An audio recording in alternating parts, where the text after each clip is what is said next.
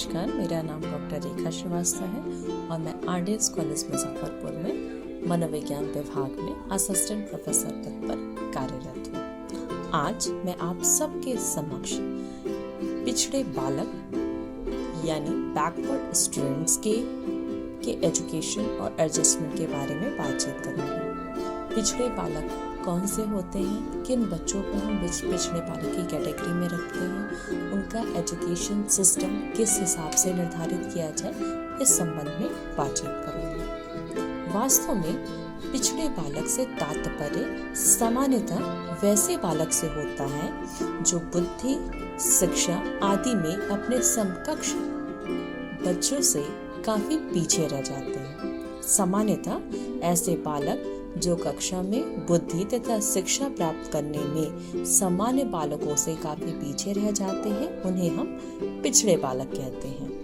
पिछड़े बालक के अंतर्गत दो प्रकार के बालकों को रखा जाता है। पहला जन्मजात पिछड़ापन, दूसरा अर्जित पिछड़ापन। कुछ अन्य मनोवैज्ञानिकों ने पिछड़े बालकों के वर्गीकरण के दो प्रकार बताए हैं। पहला है बुद्धि परीक्षणों के आधार पर मानसिक मंदता और दूसरा है शैक्षिक उपलब्धि के आधार पर मानसिक मंदता। बुद्धि परीक्षणों के आधार पर मानसिक मंदता या जन्मजात पिछड़ेपन के अंतर्गत मानसिक रूप से मंद बालकों को रखा जाता है, जबकि शैक्षिक उपलब्धि के आधार पर मानसिक मंदता में अर्जित मंदता या पिछड़ेपन का आधार दिया जाता है। आइए अब हम यह जानने की कोशिश करें कि मानसिक रूप से मंद बालकों का क्या अर्थ है और उसकी क्या विशेषता है। अर्थात what is the meaning and characteristics of mental deficit children. मानसिक मंदता या बौद्धिक अक्षमता एक सापेक्ष संकल्पना है जो मनोवैज्ञानिकों द्वारा दी गई बुद्धि लब्धि की अवधारणा पर आधारित होती है। बुद्धि लब्धि के आधार पर वर्गीकरण के साथ साथ मानसिक मंदता के संबंध में एक और संप्रत्यय शामिल होता है, वह है अनुकूलनीय व्यवहार। American association on mental deficiency और AAMD 1973 ने मानसिक मंदता की परिभाषा दी, जो कि इस प्रकार है। मानसिक मंदता से तात्पर्य सार्थक रूप से निम्न औसत बौद्धिक क्षमता से है, जो समायोजनशील व्यवहारों में कमी के साथ साथ पाई जाती है से होता है तथा जिसकी अभिव्यक्ति विकासात्मक अवधि में हो जाती है। अर्थात मानसिक रूप से मंद बालकों की कैटेगरी के अंतर्गत हम उन बच्चों को रखते हैं जिनकी जो बौद्धिक क्षमता होती है वह कम होती है सामान्य बच्चों या औसत बालकों की तुलना में, और साथ ही साथ इसमें समायोजनशील व्यवहारों में भी कमी देखी जाती है। इस परिभाषा के अंतर्गत मानसिक मंदता में निम्नलिखित तथ्य शामिल होते हैं। पहला, मानसिक मंदता में बालकों का बौद्धिक स्तर सामान्य बालकों से सार्थक रूप से कम होता है। दूसरा, मानसिक रूप से मंद बालकों में अभियोजनशीलता या समायोजनशीलता की क्षमता अपर्याप्त होती है। तीसरा, मानसिक रूप से मंद बालकों की अभिव्यक्ति विकासात्मक अवधि यानी डेवलपमेंटल पीरियड में अर्थात 18 साल की कम की अवधि में स्पष्ट रूप से हो जाती है। मानसिक रूप से मंद बालकों में निम्न कुछ विशेषताएं पाई जाती हैं। वो विशेषताएं हैं, पहला, मानसिक रूप से मंद बालकों का शारीरिक कद सामान्य बालकों से थोड़ा भिन्न होता है। इनका कद प्रायः कम होता है, ये कमजोर दिखते हैं। इनके चेहरे, कान, आँख, नाक, सिर के बाल, हाथ की उंगलियों में कई तरह की अनियमितताएं दिखाई देती हैं। मानसिक रूप से मंद बालकों की जो बौद्धिक क्षमता होती है वो थोड़ी कम होती है। ज्यादातर इनकी जो बुद्धि लब्धि होती है 70 से नीचे पाई जाती है। मानसिक रूप से मंद बालकों में समाज तथा परिवार के लोगों के साथ समायोजन करने की जो क्षमता होती है वह बहुत ही कम होती है। अर्थात इसमें सामाजिक सूझबूझ तथा नैतिकता का कम ज्ञान होता है। मुख्य विशेषता जो मंद बालकों में पाई जाती है वो यह है कि इनका जो संवेगात्मक विकास यानी इमोशनल डेवलपमेंट होता है वो भी इनएप्रोप्रिएट होता है, अर्थात वो अपनी संवेगों की अभिव्यक्ति पूर्णतः नहीं कर पाते। बौद्धिक अक्षमता वाले बालकों का भाषा विकास यानी लैंग्वेज डेवलपमेंट भी प्रॉपर नहीं होता है। ऐसे बालक उचित क्या है या अनुचित क्या है इसके बीच अंतर नहीं कर पाते हैं। कुछ अन्य विशेषताएं भी हैं, जैसे इस तरह के बालकों में सुझाव ग्रहणशीलता यानी सजेस्टिबिलिटी की क्षमता होती है, वो दूसरों की बातों को ज्यों का त्यों अपना लेते हैं। नेक्स्ट है, ऐसे बालकों में आत्मविश्वास यानी सेल्फ कॉन्फिडेंस की कमी होती है। ऐसे बालकों की स्मृति क्षमता यानी मेमोरी की जो कैपेसिटी होती है, लघु स्मृति और दीर्घ स्मृति भी सीमित होती है। जो अन्य विशेषताएं हैं मंद बालकों की वो है इनके जो चिंतन का स्तर होता है उनका भी पूर्णतः विकास नहीं हो पाता है। इनका प्रत्यक्षीकरण की जो क्षमता होती है वो भी सीमित होती है। ऐसे बालकों की अभिरुचियां भी सीमित होती हैं, यानी इनका लिमिटेड रेंज का इंटरेस्ट भी होता है।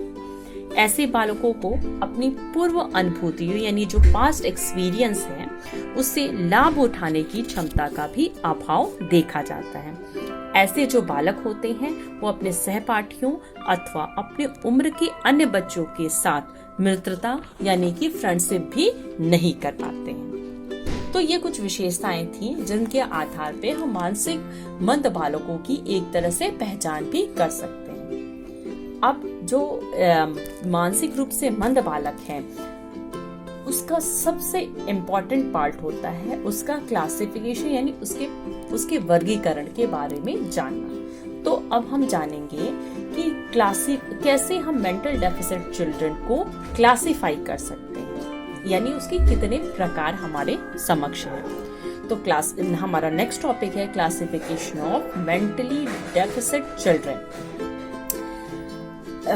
इसमें सबसे अच्छा आधार APA के अनुसार है। APA यानी अमेरिकन साइकेट्रिक एसोसिएशन ने मानसिक रूप से मंद बालकों को मुख्यतः 4 भागों में बांटा है। पहली कैटेगरी जो है वो है साधारण मानसिक मंदता यानी माइंड मेंटल रिटार्डेशन, जिसकी जो बुद्धि लब्धि होती है यानी IQ होता है वो 52 से 67 के बीच होती है। इस तरह जो साधारण मानसिक मंद रूप से बालक होते हैं इनकी जो विशेषताएं होती हैं ये विशिष्ट शिक्षा कार्यक्रम द्वारा सामाजिक अभियोजन की क्षमता सीख सकते हैं या उनको सामाजिक अभियोजन की क्षमता सिखाया जा सकता है। साथ ही साथ ये जो बच्चे होते हैं ये अपना जो दैनिक क्रियाकलाप होता है उसको भी आसानी से करना सीख जाते हैं। दूसरा होते हैं मॉडरेट मेंटल रिटार्डेशन, जिसको हम हिंदी में कहते अल्पबुद्धि मानसिक मंदता। इनकी जो IQ होती है वो 36 से लेके 51 यानी 36 to 51 के रेंज में होती है। इनकी जो विशेषताएं होती हैं इस तरह के श्रेणी वाले बच्चों को हम प्रशिक्षणीय श्रेणी में रखते हैं। इनको हम प्रशिक्षण के माध्यम से कुछ स्तर तक शिक्षा प्रदान कर सकते हैं। हालांकि इनकी जो सीखने की क्षमता की जो गति होती है वो थोड़ी धीमी होती है। नेक्स्ट कैटेगरी होती है वो है गंभीर मानसिक मंदता यानी सीवियर मेंटल रिटार्डेशन।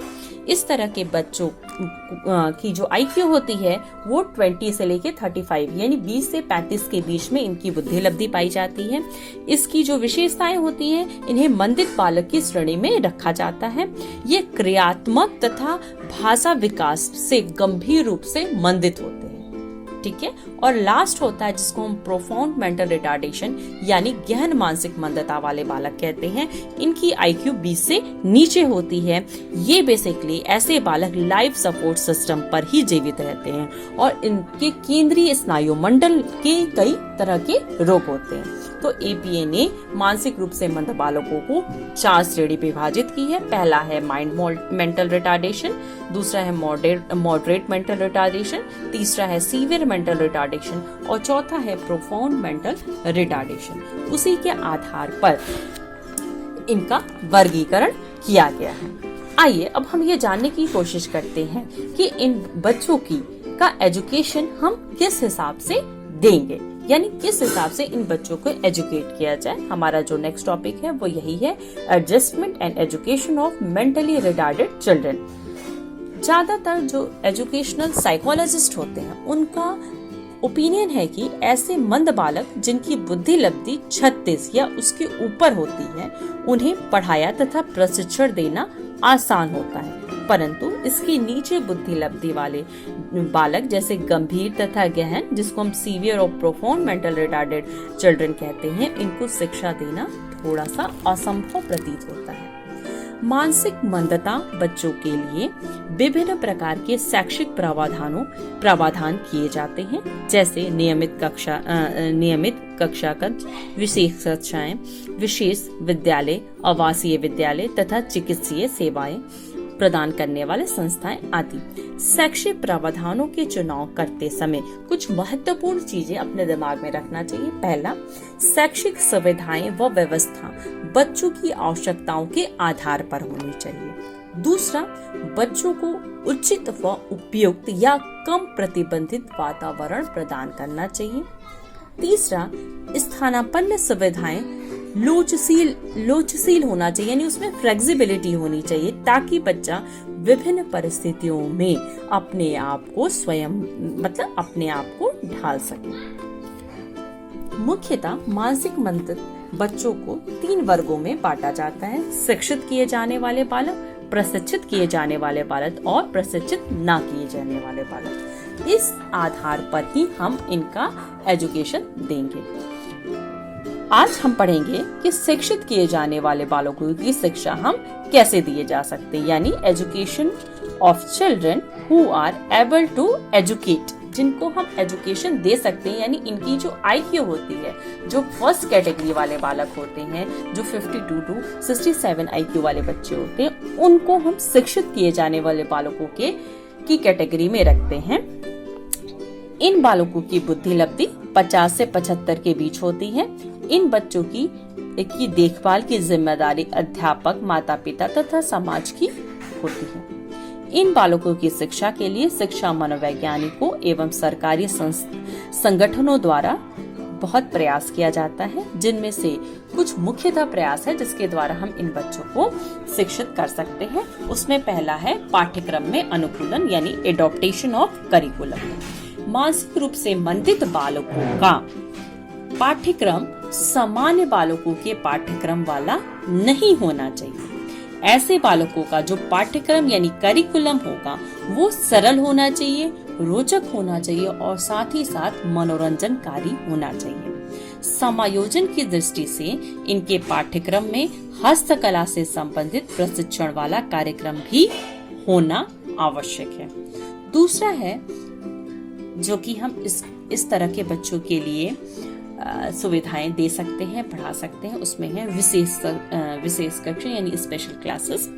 मानसिक रूप से मंद बालकों के लिए विशेष कक्षा का आयोजन होना चाहिए ताकि व्यक्तिगत रूप से उन पर ध्यान दिया जा सके। सामान्य बालकों की अनुपस्थिति में इन कक्षाओं में नहीं होती है, मतलब सामान्य बालक इन कक्षाओं में नहीं होंगे। इसमें कौन से बालक होंगे? मानसिक रूप से मंद बालक होंगे। ऐसे बालकों में क्या होगा? हीनता की भावना कभी विकसित नहीं हो पाएगी और हम उन्हें आराम से शिक्षित कर सकते हैं। तीसरा मेथड है जिसमें हम टीचिंग मेथड को डालते हैं। मानसिक रूप से मंद बालकों को सिखाने के लिए अलग अलग विधियों का इस्तेमाल किया जाना चाहिए। इनके लिए जो डेमोन्स्ट्रेशन मेथड होता है, जिसको हम प्रदर्शन विधि कहते हैं, वो काफी उपयोगी सिद्ध होता है। सामान्य बालकों वाला जो अध्यापन विधि होता है जैसे लेक्चर मेथड, इन बच्चों के लिए अनुपयुक्त होता है। क्यों? क्योंकि वो बातों को अच्छी तरह समझ नहीं पाते हैं। नेक्स्ट है विशिष्ट निवासीय स्कूल यानी स्पेशल रेसिडेंशियल स्कूल। कुछ शिक्षा मनोवैज्ञानिकों का ने भी इस तरह का तर्क दिया कि इस तरह के बालकों के लिए हम विशिष्ट निवासीय स्कूल की स्थापना कर सकते हैं। क्यों? क्योंकि इनका हमारा उद्देश्य केवल इन बच्चों को शिक्षित करना नहीं होता है, बल्कि उनको जीवन की कुछ उपयोगी चीजों को भी सिखाना होता है। तो अगर हम इसके लिए कुछ विशिष्ट निवासीय स्कूल की स्थापना कर देंगे तो उसमें क्या होगा, वो चीजों को आराम से सीख पाएंगे। विशिष्ट निवासी स्कूल कहने का मतलब ये है कि मेंटर इस तरह की श्रेणी वाले जो बच्चे होते हैं इस स्कूल में रहेंगे, ठीक है। और इसमें जो कहा जाता है ना, इसमें बालकों की जो संख्या होगी 10 से 15 बालकों से अधिक नहीं होनी चाहिए, ठीक है। जिसमें टीचर्स होगा वो हर एक एक्टिविटी पे बच्चों पे ध्यान रख पाएगा। नेक्स्ट प्रोविजन है जो इनको एजुकेट किया जाता है वो है बिहेवियर मॉडिफिकेशन, यानी जिसको हम व्यवहार परिमार्जन कहते हैं। व्यवहार परिमार्जन की प्रविधि द्वारा भी मानसिक रूप से मंद बालकों को शिक्षा दी जाती है। यह एक ऐसी प्रविधि होती है जिसमें पर्यावरणीय घटनाओं को शिक्षक द्वारा क्रमबद्ध रूप से सुव्यवस्थित किया जाता है ताकि बालकों के व्यवहार में परिमार्जन किया जा सके। इस प्रविधि द्वारा शिक्षक यह पहले तय कर लेता है कि बालकों को कौन सा कौशल या स्किल सिखाना है। इसके बाद कौशलों को छोटे छोटे भाग में बांट दिया जाता है और प्रत्येक भाग को सफलतापूर्वक सिखा लेने के पश्चात उन्हें पुनर्बलन या पुरस्कार, जिसको रीइंफोर्समेंट कहते हैं, वो दिया जाता है और अंत में वह उन कौशलों को सीख जाता है। तो इस मेथड को हम बिहेवियर मॉडिफिकेशन कहते हैं। तो ये कुछ प्रविधियां हैं जिसमें से हम 5 प्रविधि आपको बताए हैं जो कि उन बच्चों के लिए है, उस तरह के मानसिक रूप से मंद बच्चों के लिए है जो शिक्षित हो सकते हैं, यानी जिसकी IQ 50 से 75 के बीच में होती है।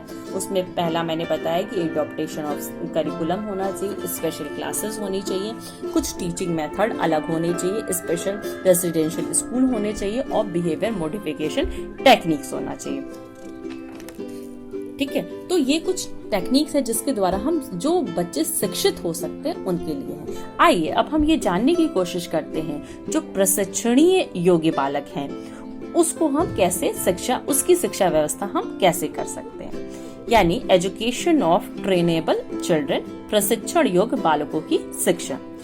इस श्रेणी में वे मंदित बालक आते हैं जो किसी भी सामान्य कक्षाओं में पढ़कर लाभ नहीं उठा सकते।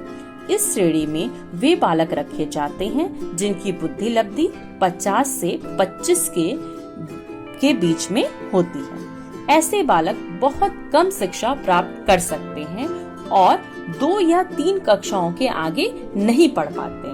ऐसे बालक को प्रशिक्षण करने के लिए कुछ विशेष कक्षाओं या शिक्षकों की आवश्यकता होती है जो कि